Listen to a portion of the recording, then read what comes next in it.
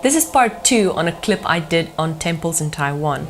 A good friend of mine, Anita, and I went to Longsan Temple, where she helped explain everything surrounding the culture and customs of not only that temple, but temples in Taiwan. If you haven't watched part 1, I suggest that you do that first before you watch this part. Now, we arrived around 4 p.m. on a Wednesday, and they had just started afternoon prayers, which was quite spectacular and very soothing.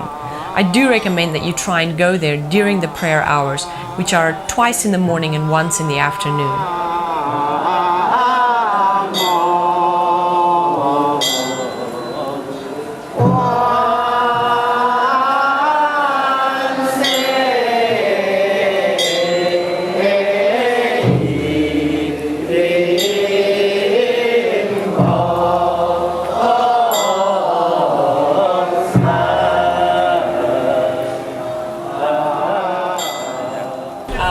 What about the singing today? When we got there, they were singing. What was that? They sing for Buddhas. Buddhas like hear the sing. Is it a prayer or just singing?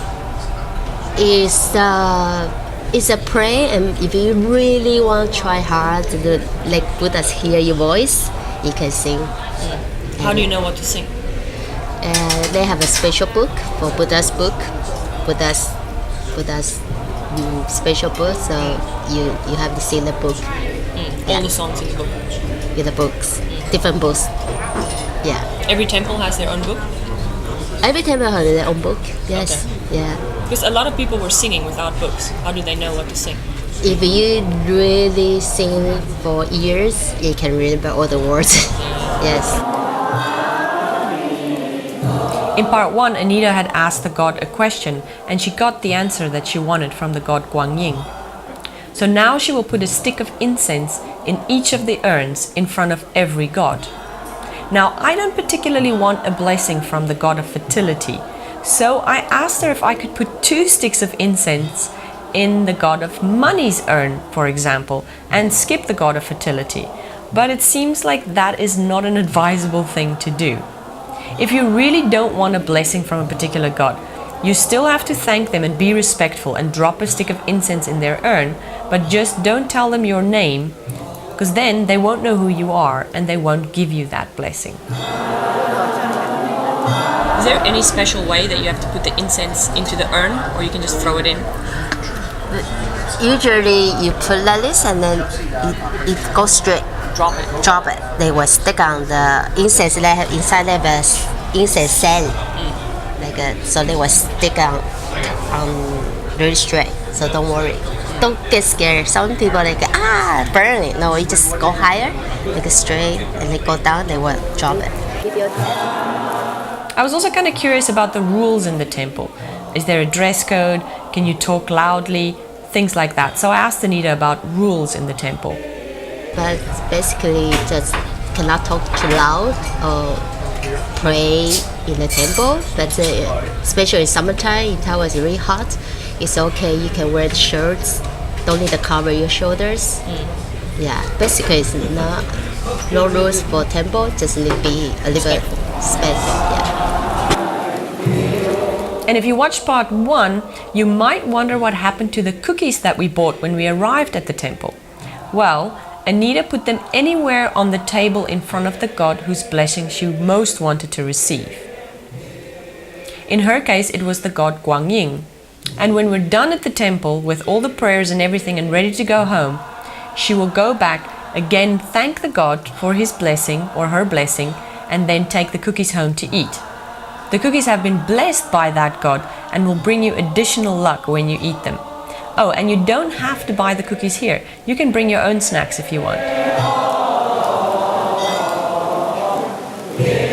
In the back hall of this temple, you might have noticed some beautiful pillars with little name tags on them. I asked Anita what these were for.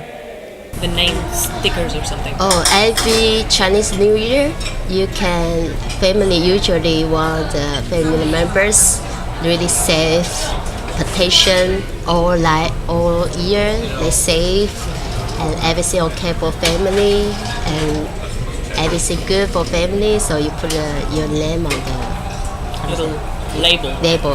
Yeah. So each person gets one label. Yes, each one. How do you get a label like that? You have to make an application or pay money or what? Yes, in the vacation or in the early morning, the temple will open for like 2 hours. So you get the long line, and sometimes it's gone really quick, like in 2 hours. Yeah. And you have to pay for that Yeah, for 1 year. for 1 year, every year. Yeah, if you want a new one, but every year you need to start over. And I just renew it. Yeah. On your way out, you'll see a neat little souvenir store that has lots of cool little things for sale, including little takeaway blessings, which is represented by each of the 7 gods of this temple. So for example, if you wanted to buy someone a blessing of good health, you'd buy the light green pack. After you buy it, you have to open it up, go back to that god, and twirl this little charm in the smoke of that urn.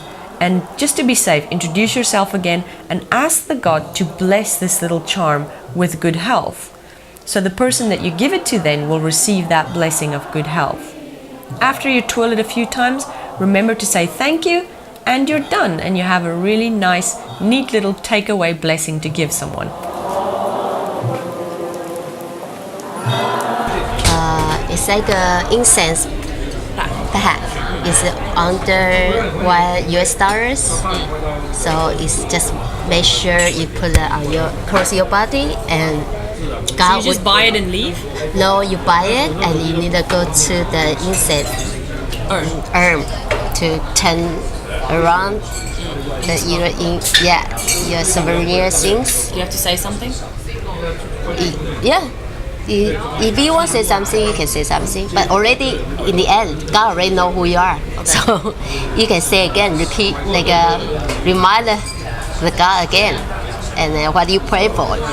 Yeah. So if you buy a blue one for business, can you go to any god, or you have to match the... You need a match with the God. Every God, they charge different things. Yes.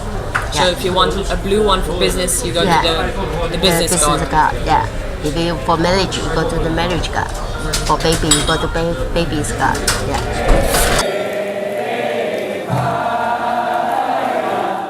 So Anita made me get a blessing for safety from the god Guanyin, which she told me to hang in my car.